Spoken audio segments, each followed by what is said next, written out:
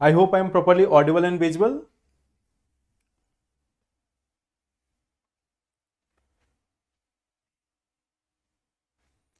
I'm good. How are you?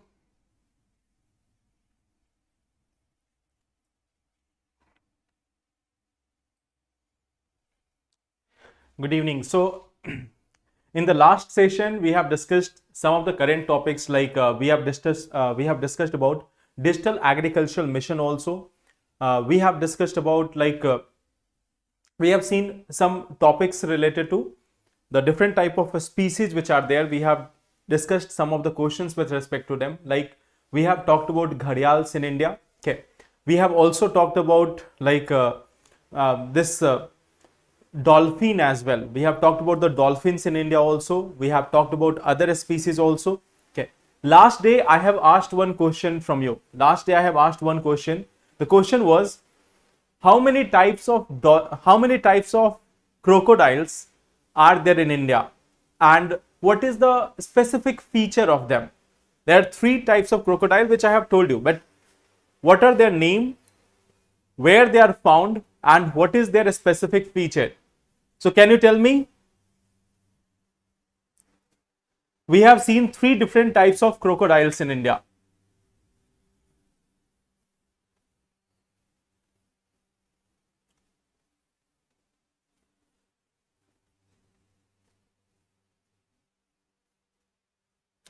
So can you tell me? Yes, good evening. Good evening, good evening.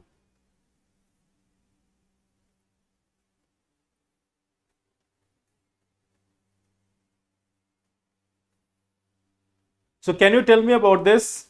The different types of crocodiles which are there in India. We have seen one such crocodile, gharial, in the last session. Then I have told you that two different types of crocodile are again there in India.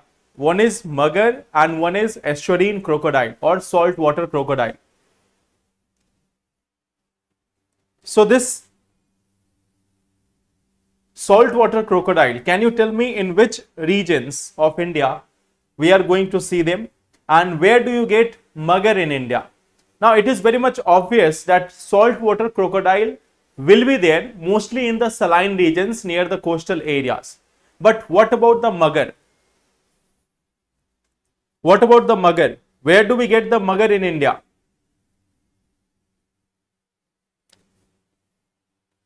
Where do we get the mugger in India?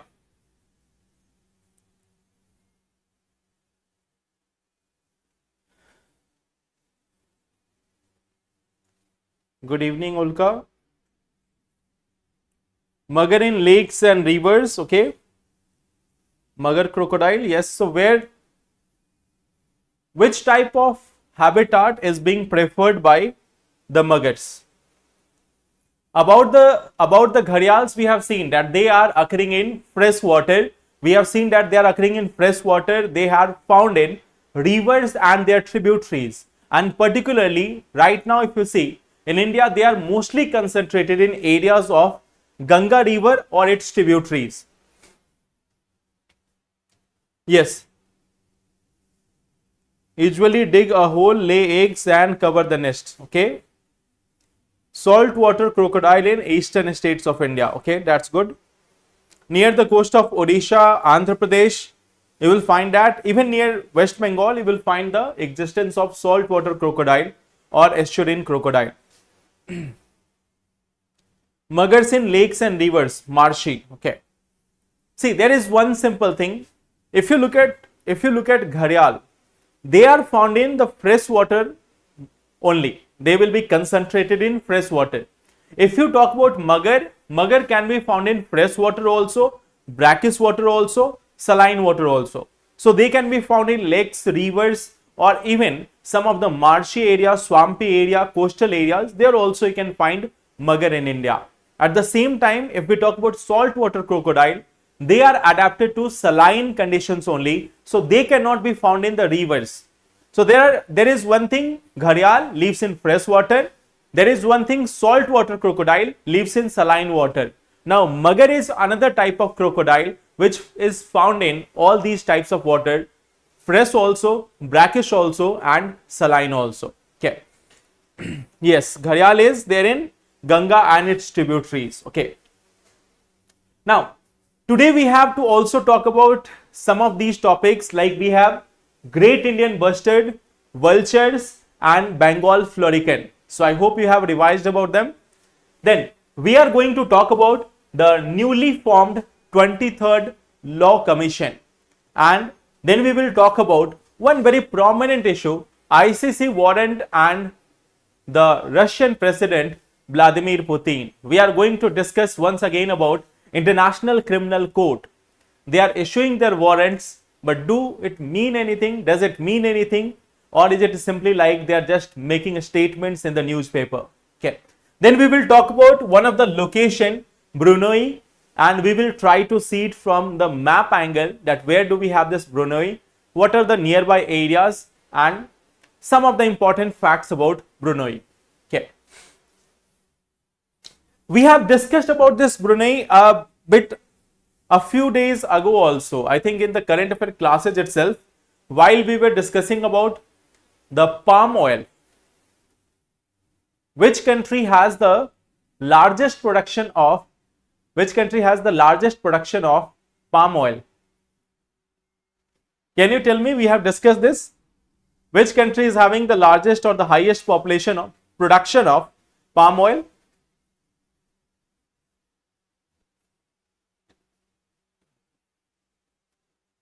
We have discussed one thing about this Brunei a little bit. I think in the last week or prior to that, we have discussed a country.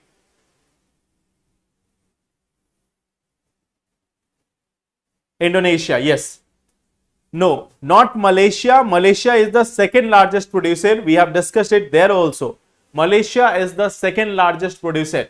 Indonesia is the largest producer. Malaysia is the second largest producer. And we have discussed about orangutans. Orangutans are found in this area where we have Malaysia, Brunei, and also Indonesia. So in that context also, we have mentioned about the forest area of Brunei. Okay, so that was the context. So now we are going to talk about this talk about this Brunei also, that where it is located, since Indian Prime Minister has its first visit in this island state of Brunei. Okay. Now let's come to the today's topic. Let's see first one. Consider the following statement with respect to Great Indian Bustard. It is endemic to Indian subcontinent. It is the state bird of Rajasthan. Its frontal vision is better than most of the organisms. It is listed as endangered in the IUCN Red List.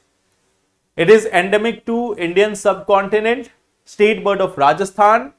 Frontal vision is better than most of the organisms, and it is listed as endangered in IUCN Red List.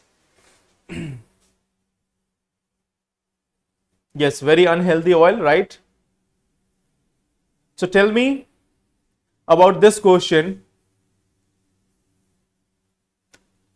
Great Indian Bustard. I hope all of you have revised it. I am getting one answer as D, all four. Sachin is saying A. Only 2 is correct. Okay.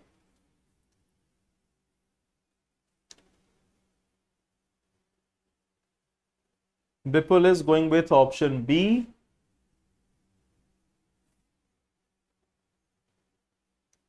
So maximum people are there in option.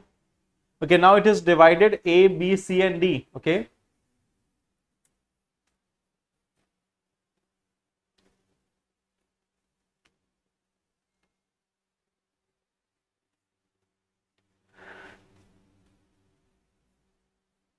B, okay. So I think most of you are agreeing for the B option. I think so you are revising well. I think most of you are revising the topics quite well. So yes, first option is, it is endemic to Indian subcontinent, means nearby regions also. Indian subcontinent includes Pakistan also. So this first statement is correct. Nowadays, if you see, the major population of this is found in India, and a little bit population is also found in Pakistan. Okay. It is the state bird of Rajasthan. That is also correct. Its frontal vision is very much poor. Its frontal vision is very much poor. That's why it has collision with high power transmission lines in the state of Rajasthan. Okay. So it has got very poor eyesight. It collides with the wires, the high power transmission lines, and that is one of the major cause of the death of these great Indian bustards. So third option here is incorrect. It is listed as endangered. No. Right now its population has deteriorated. It's roughly around 120 to 150 is the estimated population. So it is listed as critically endangered species. It is listed as critically endangered species. So this third and fourth option are incorrect. The answer here will be only B. Okay. So that's correct. Now, coming to the second question. Coming to this second question, we have considered the following statement with respect to Bengal florican. It is a busted species endemic to India. It is listed as vulnerable in IUCN Red List. They occur in India mostly along the southern parts in Eastern Ghats. How many statements given above are correct? Only one, only two, all three, and none. So first is saying it is a busted species endemic to India. It is listed as vulnerable in IUCN Red List. Third is saying they occur in India mostly along the southern parts in Eastern Ghats.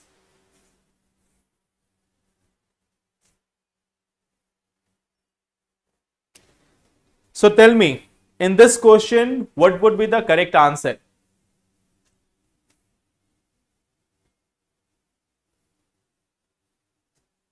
Okay, I am getting one answer as B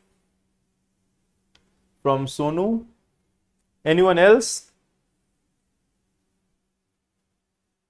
Poonam is saying D option. Gaurav is also saying D option. None.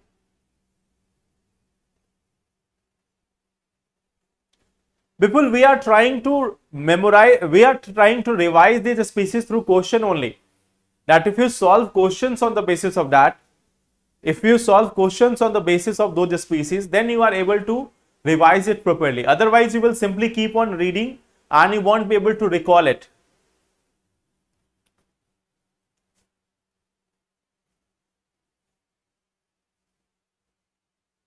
Okay, so some answers are D, some answer is A also, one answer is B also. Okay. So first thing, it is a busted species endemic to India. That is incorrect. It is also found in Southeast Asia as well. It is also found in Southeast Asia also. So this first statement here is incorrect. It is found in Southeast Asian countries also, Bangladesh also, Myanmar also, even other countries. So this first statement is incorrect. It is listed as vulnerable. No, it is also critically endangered. Its population has also deteriorated very sharply. So it is again listed as critically endangered species. So this second option is also incorrect. Third is saying they occur in India mostly along the southern parts in Eastern Ghat. Now this is one thing, it is also incorrect. This Bengal florican is mostly found in the regions of Uttar Pradesh, Bihar, Nepal. Then you have West Bengal, Assam. These are the regions. These are the regions, the Tarai regions of Nepal. These are the areas where you will get the Bengal florican. Not in Andhra Pradesh, not in Tamil Nadu or Eastern Ghat region. Okay. It can be found somewhat in Odisha, but not even below that. Okay. So this Bengal florican is mostly in this northern eastern belt. Okay. So this third option is also incorrect. The correct answer here will be D, that is none. Okay. So see, from here you can get one idea. First thing is you have to find about the habitat of the organism, that where it is found. Second thing is its conservation status. Its conservation status. Third thing is its unique feature. Its unique feature. That what is the uniqueness about this organism? What is the uniqueness about this organism? Like if you see the Bengal florican, in Bengal florican, you will find another important part. The male Bengal floricans, their head and neck is black in color. The Bengal florican, their head and neck, the upper body part of the male Bengal florican is black in color. But if you see the female one, you will find that it is brownish. It is brownish in color. So there is a color difference also between these Bengal floricans, between the male and the female. Okay. So this is also one of the highly endangered species in India. Okay, found nearly in the areas of Bengal, sometimes in Bihar, in the regions of Assam, etc. Okay. Yes. So the correct answer here is D, that is none. Now, coming to this question, how many of the following vultures are considered critically endangered? In India, we have 9 different species. We have 9 different species of these vultures. Out of them, 4 are critically endangered, 1 is endangered, and the others are vulnerable or near threatened. Others are vulnerable or near threatened.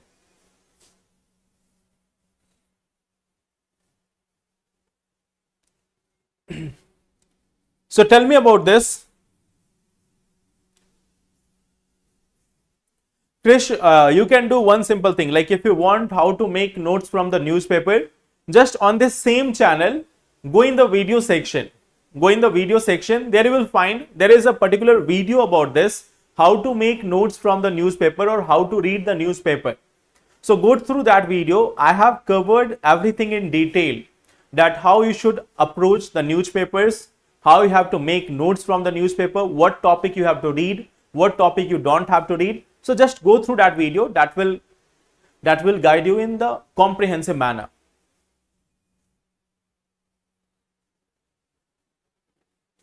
No, you don't have to remember the name of all the 9 species, but at least you can remember the name of critically endangered one. 1 and 2 are critically endangered, okay?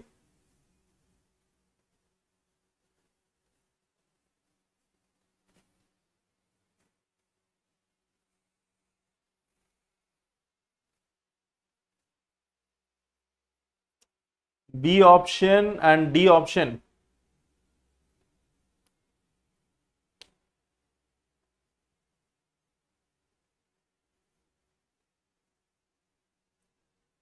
So tell me.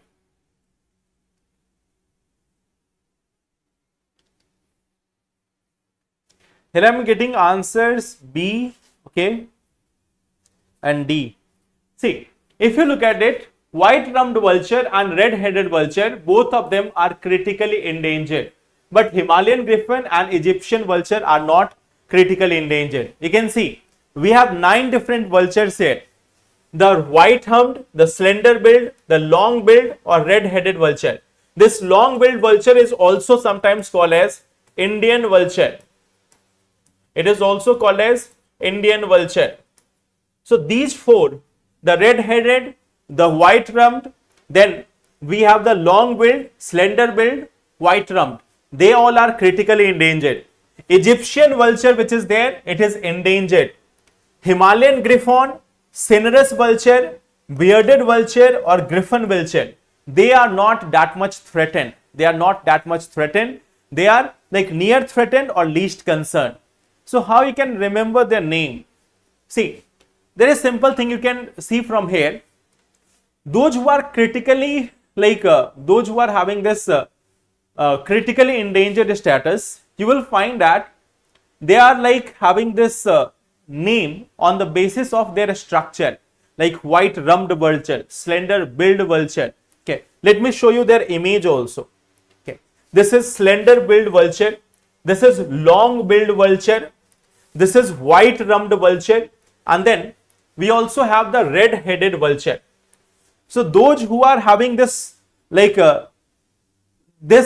challenge in their headed or like long build or slender build, they are the endangered one.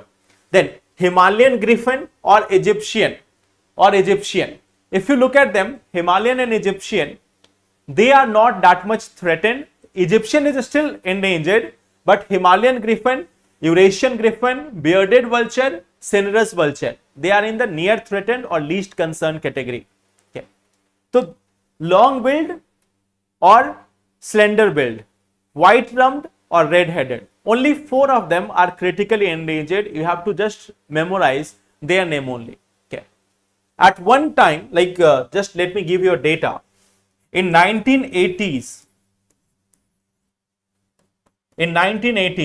the population of vultures in India was roughly 4 crore. In 1980s, the population of vultures in India was 4 crore. In 2007, the population of vultures in India, all of them combined together, has come down to less than 1 lakh. Okay. So why you have to memorize about the vultures? See their population from 4 crore to less than 1 lakh in just a matter of 27 years. That's how the population of vultures in India has declined. So you have to memorize about these things. Okay.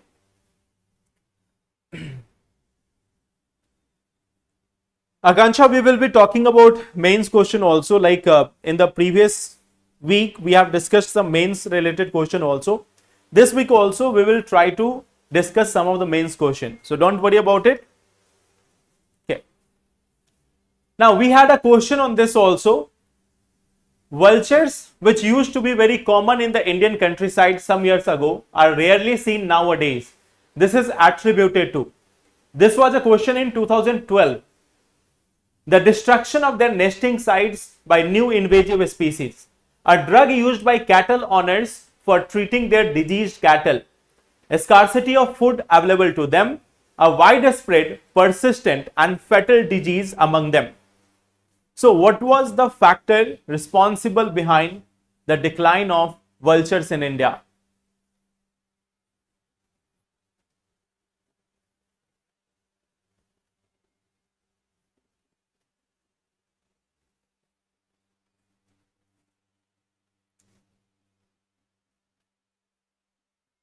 How we decide 3 crore 99 lakhs died, what was the region? That is what we are discussing in this question. Okay.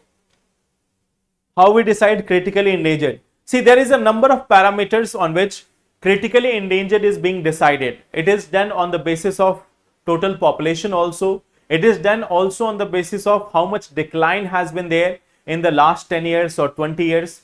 It is also about probability, that if we do not give that much status, will it become extinct or not? So on a multiple factors, we decide its vulnerability. Okay, like just see, some of the species are having population of 10,000, 20,000 also. Still, they are counted as endangered. Some of them are having population of 4,000 also, but they are counted as vulnerable.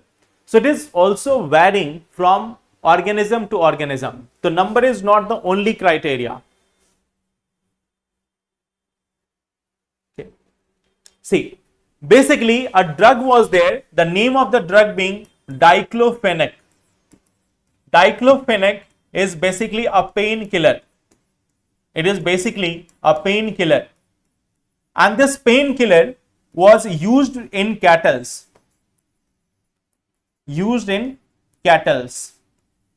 But this painkiller, this diclofenac, leads to kidney failure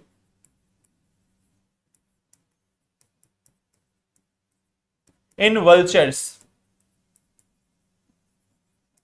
So that's why we have seen tremendous decline in the population of vultures in India.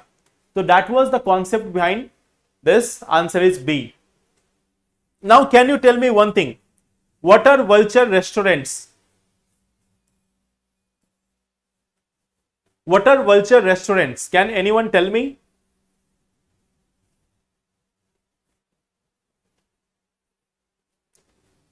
What are vulture restaurants?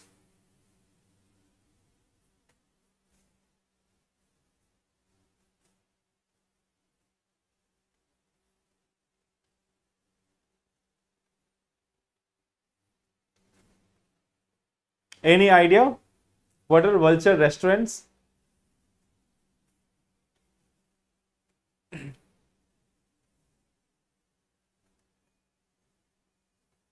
Yes. So that one is correct. A vulture restaurant is basically a restaurant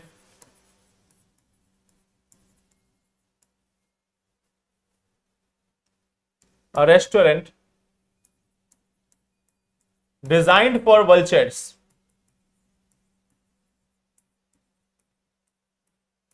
Designed for vultures. These are basically open areas and meat free of diclofenac is provided here. Those type of meat which doesn't consist of diclofenac, they are provided here. So this vulture restaurant is not for humans. These are like open areas where the dead animals who have not consumed diclofenac or who have not been provided with diclofenac, they are provided for the vultures. They can feed upon it and they can get a continuous source of nutrition so that their population can increase. Okay. Yes. So these are the safe zones for vultures. Okay. So like we have the different food chains, for example, Domino's and all. So there is a chain of vulture restaurants also coming up in different part of the country, in parts of Jharkhand also, in Haryana also, in other portions also. Various vulture restaurants have been established. Okay. So that is one of the topic. Now, coming to today's topic, the first thing is about 23rd Law Commission. The first thing is about 23rd Law Commission in India. Government has set up the 23rd Law Commission. So first question first, Law Commission, is it a statutory body, a constitutional body, or what?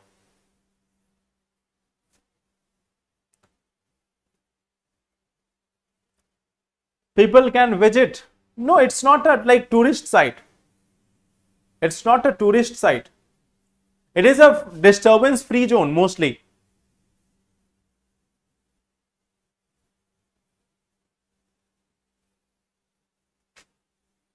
If you allow people to go near the vultures, what they will do? They will start throwing stones on them.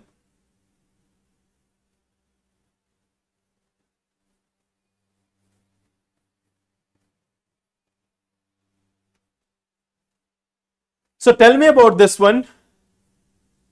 Law Commission. Is it a statutory body or a constitutional body or what type of body?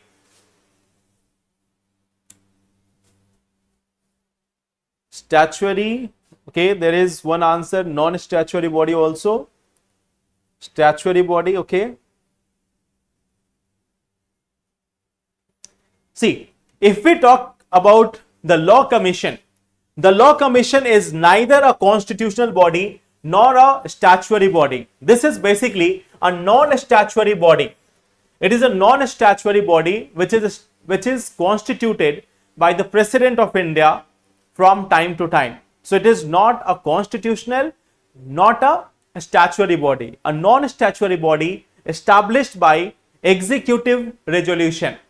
So it is established solely by a executive resolution. It is neither constitutional nor statutory. Okay. Now, if you look at this, what is the objective of it? What is the objective of this Law Commission? Why we are having it? The objective is very much simple: to carry out research in the field of law. To carry out the research in the field of law. What type of research? What will be the basis of that research? Why we are researching about our laws? So there is a reference. The reference is very much simple: to see whether the laws are in line with the directive principles of state policy or not. Okay. So what is the research all about? What is this research all about? To see whether the laws are in lines of DPSP or not. To check if laws are in line of DPSP or not. Can you tell me what are DPSPs? Which part of constitution have DPSPs? Are they enforceable in courts? The directive principles of a state policy, what are they? In which part of constitution do we get the DPSPs? Are they enforceable in courts?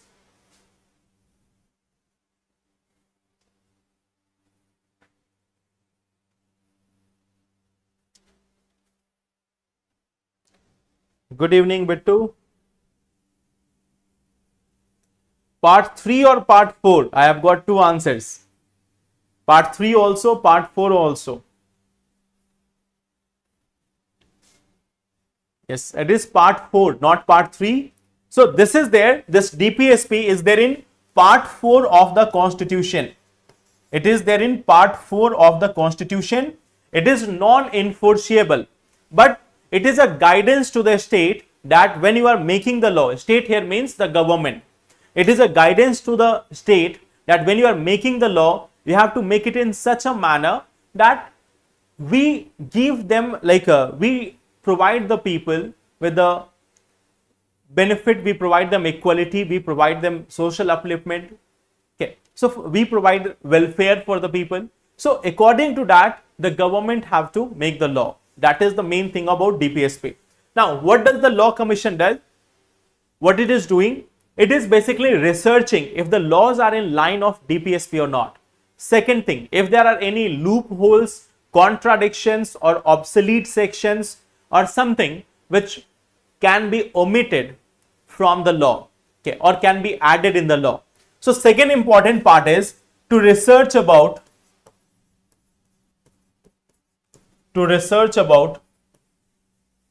laws which are inconsistent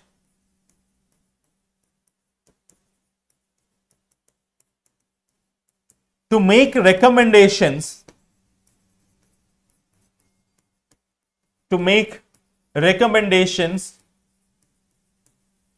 about addition or omission. About addition or omission. Now tell me one thing. Tell me one important part here. If Law Commission has been given a specific task, like let us take this example, that Law Commission has been given a specific task that you have to submit whether we should have uniform civil code in India or not. You have to recommend about uniform civil code in India. And let us say that if the commission is giving its recommendation, so is it binding on the government or it is non-binding? There is a general thing that they will research upon the law. But if there is a special mention, that you have to give a recommendation about the uniform civil code, they go specifically about uniform civil code and then they make a recommendation. So in that scenario, is it binding on the government or not?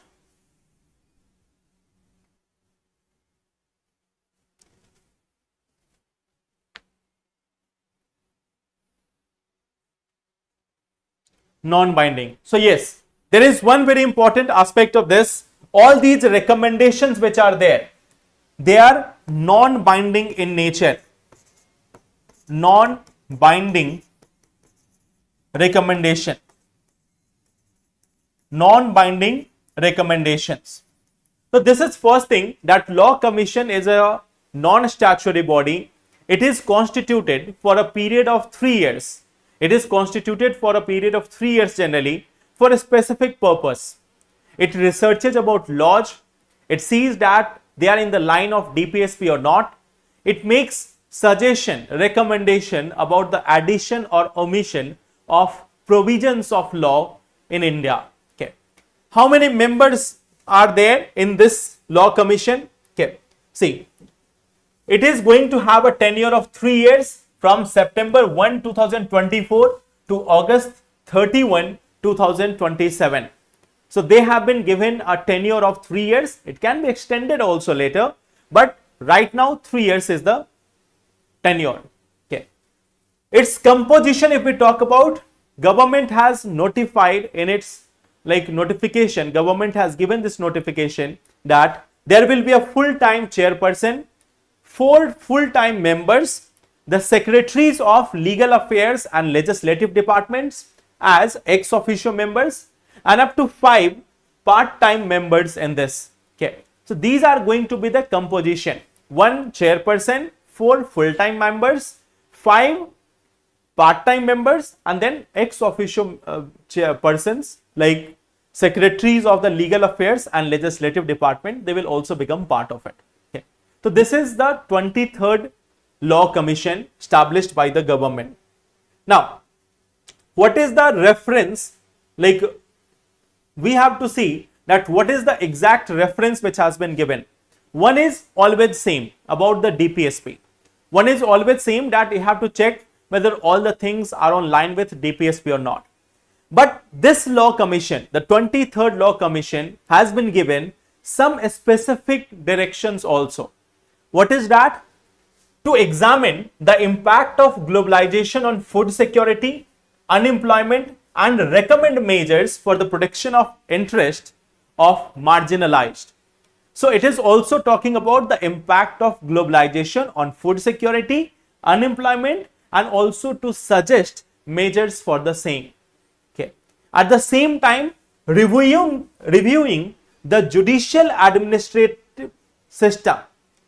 Review the judicial administration system. That is also the mandate of 23rd law commission. So one is impact of globalization on food security, and also about this unemployment and all other things, and then about the judicial system. That is also its mandate. So this is like a specific directions for the law commission that what they have to do. Is that clear? Yes, part-time members means they will be appointed for a specific task for a specific tenure. Like suppose that some of them can be appointed for a particular thing, like let us say food security. So they will not be appointed for the entire 3 years. They may be appointed for 6 months, 12 months, etc. So full-time members, like they will be continuously there. Part-time members can be changing from time to time according to the requirement.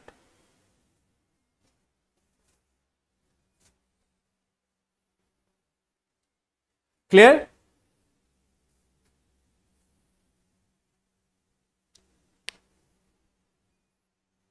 Okay, Pragya, we will have this in the next week. We will try to take some questions from the polity, and through that I will try to explain you something. Okay. So like this week we are revising some of the topics of environment. In the next week we will take some questions from polity, and then in the next week we will also take some questions from history. Okay. So coming to the next topic. Now there is one thing. The Russian president, he has visited Mongolia. So there is a lot of discussion going on across the world that Mongolia has refused to arrest the Russian president Vladimir Putin when he has landed in Mongolia. Rather than that, he has been given red carpet welcome. Okay. So instead of arresting Vladimir Putin, Mongolia has extended red carpet welcome for the Russian president. So there is a lot of criticism of Mongolia, and Mongolia has also said sorry but not sorry. Okay. So what is this ICC warrant and what is its validity? Okay. What are the obligations of the different states, and what if they fail to take any actions according to that mandate? So let us see this about ICC. Okay. So International Criminal Court, not the International Cricket Council. Okay. International Criminal Court.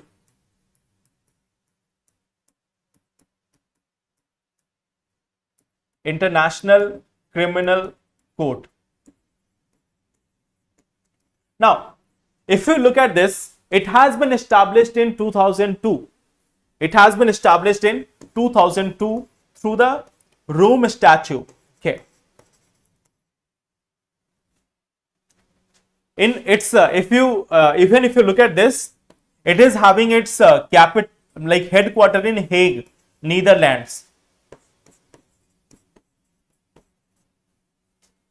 Okay. So it is having its headquarter in Netherlands. Now the thing is, if we talk about the ICC, International Criminal Court, so in the month of March 2023 itself,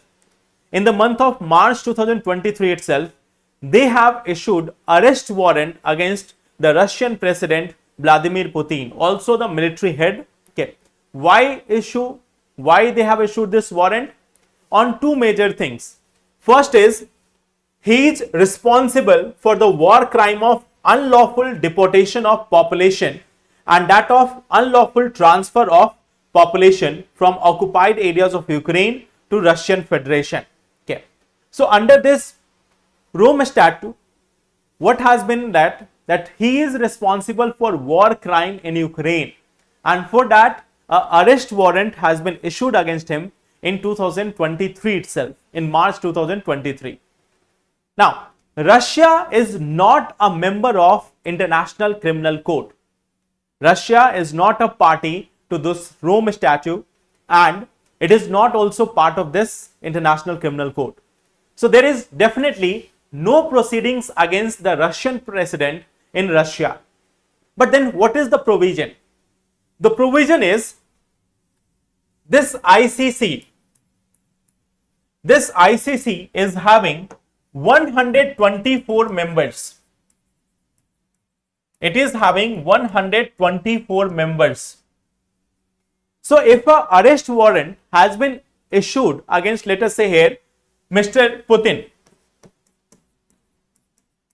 So when Mr. Putin is going in any such a state, let us say Mongolia.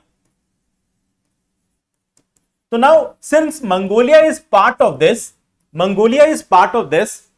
if Russian president is coming to Mongolia, it is the duty of Mongolia under this Rome Statute to arrest Mr. Putin and produce him in the International Criminal Court. That is the mandate under this Rome Statute. Okay. But this is not the only one thing. Right now you can see even this Israeli president Benjamin Netanyahu, he has also having this arrest warrant against him. There is arrest warrant against Benjamin Netanyahu also. So if he also goes in any such a state or any such country where there is this where the country is member of ICC, he can also be arrested, okay, and produced before the court, the International Criminal Court in Hague, Netherlands. So that is the main thing about ICC, that they can the members can arrest. But Mongolia has denied to arrest Putin. So now what? Mongolia has said that they will not arrest Putin. So now what? Now there are two things. Now the International Criminal Court can refer Mongolia to the United Nations General Assembly, or to also United Nations Security Council. Now Mongolia's case will be given to the United Nations Security Council that Mongolia has not arrested Mr. Putin. So now this case is referred to United Nations Security Council. You know that in United Nations Security Council, there are P5 members. There are P5 members who can veto any decision. And one of the P5 member is Russia, who is headed by Vladimir Putin. So Putin has not been arrested by Mongolia. This matter will now be referred to United Nations Security Council, where Mr. Putin has a veto. So you can understand how this goes.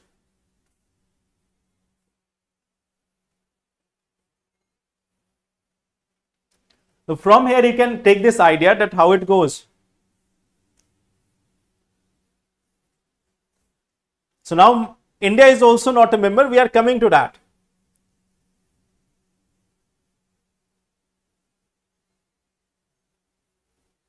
Red carpet is actually red carpet. When you have this red, although in literal also, and even in like even in this what you can say, if you go about its meaning, it means they are very much welcoming or giving this huge welcome to Mr. Putin. Okay, so you can understand from here the International Criminal Court has directed or have this mandate that Mongolia can arrest Russian president, and if they do not arrest Russian president, their case will be forwarded to UNSC, where Russia will decide if there is any action to be taken against Mongolia or not. Okay, so this is the entire circle of life. Okay, now look at this International Criminal Court. Look at this International Criminal Court. What they are basically doing, in short, if you look at them, this is a country, sorry, this is a court dominated by Europeans. Dominated by Europeans. If you look at this, 124 member countries, okay, 18 judges, not a member of UN. This International Criminal Court is not a part of United Nations. It is a separate organization established by some of the countries. The major countries of the world like US, Russia, China, India, Israel, not part of ICC.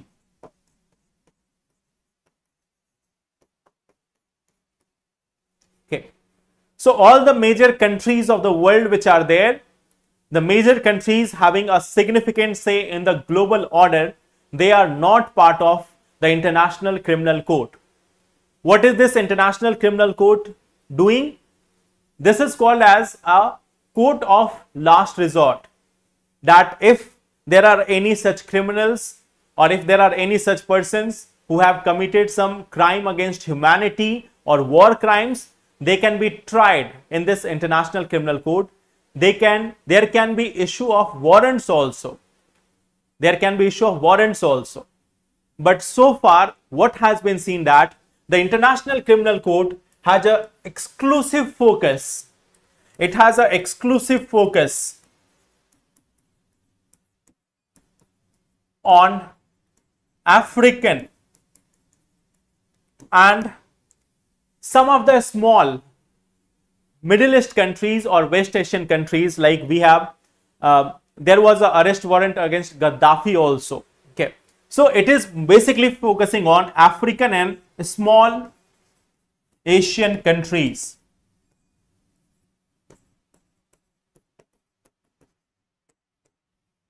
It has been issuing arrest warrant against these like various smaller countries. From time to time, there has been arrest warrant against various people from Africa, from people from the regions of Asia and all other places. Because you know that you cannot arrest Vladimir Putin, you cannot arrest like Benjamin Netanyahu or any such person of that global stature. So again here, this is International Criminal Court, but solely focuses on what Europeans want. If they want to pressurize any African nation, they utilize this International Criminal Court. Okay, so that is the working of International Criminal Court, having no such significant impact on the global order or global crimes or even crime against humanity or war crimes. It is having say only when there is a small African country or a small Asian country. So yes, it is not for any country, it is basically for, it tries people, trials against people.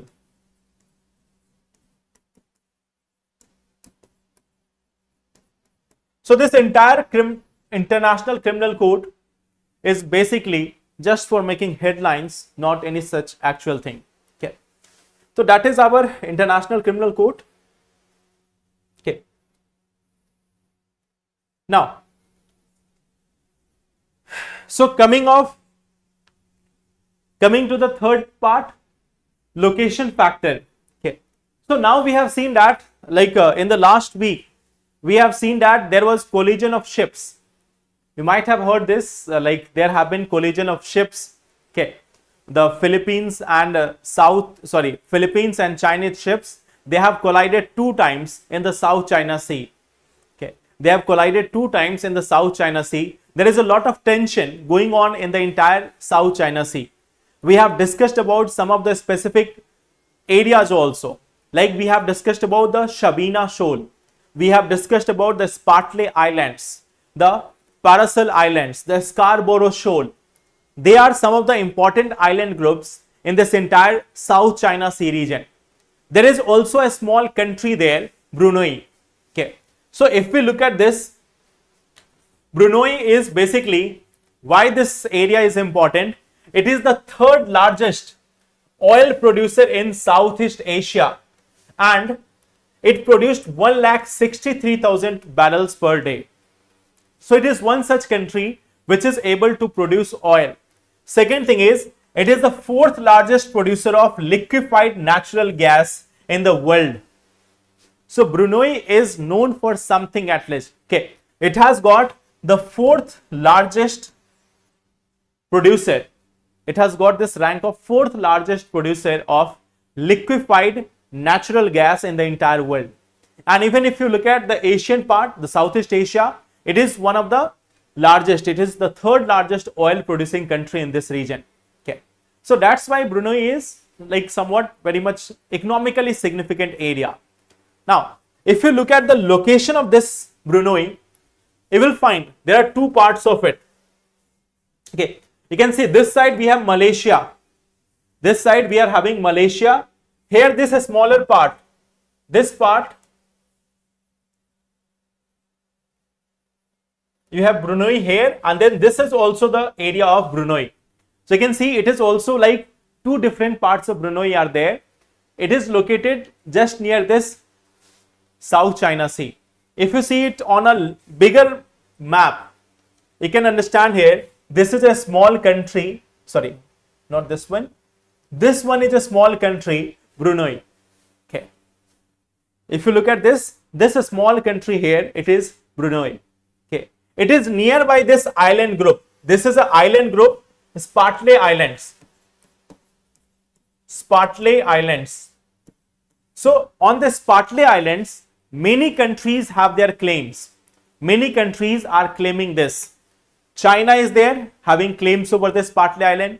Taiwan is also claiming. Malaysia is also claiming. Brunei is claiming.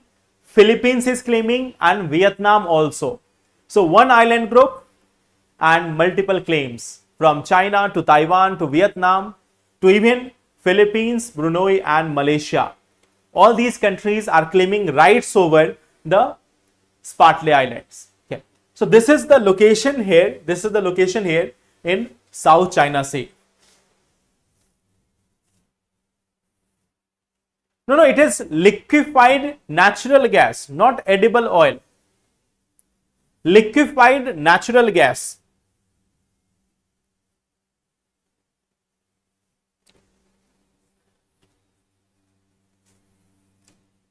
Clear? Any doubt?